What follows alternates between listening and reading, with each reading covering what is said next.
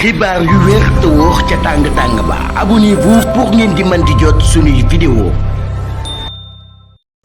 dal leen ak jàmm seen chaîne bi di Buzz 221 HD. kii di Thierno Diop di akub chroniqueur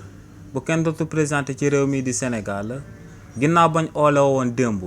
ci biir brigade des affaires générales kii di Simon Pierre Faye mi nga xam ne moom mooy directeur général ci télévision bii di Sen TV waaye tamit daal di nekk rédacteur en chef ci biir rajo bii di Zik FM ba noppi daal di koy placer en garde à vue kookee di Thierno Diop yëkkati na ay kàddu daal di koy jëmale si li ni mel. kii di Thierno Diop ne lu sabab ñu daal di convoqué Pierre Faye ba noppi daal di koy placer en garde à vue moom mooy que ne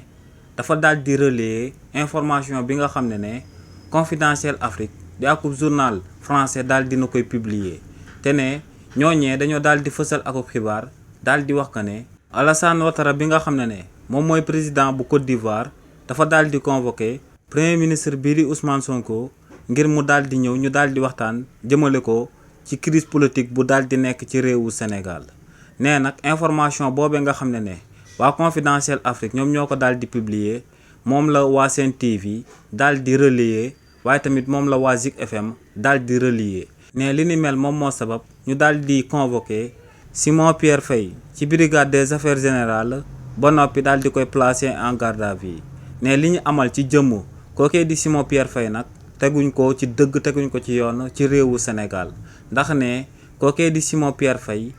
lum daal di def ne loolee ñëpp xam nañ ko te moom mooy daal di jël akub information bi nga xam ne akub journal fësal na ko ba noppi nga daal di koy relier. ne donc état bu Sénégal wala yoonu réewu Sénégal bu amoon kenn ku muy topp lu jëmale ko ci xibaar boobee nga xam ne waa Sen TV ak waa Zik FM daal dinañ koy fësal ne waa Confidentiel Afrique la waroon a topplu waaye warul woon a topplu ñi nga xam ne ñoom ñoo ko daal di relayer.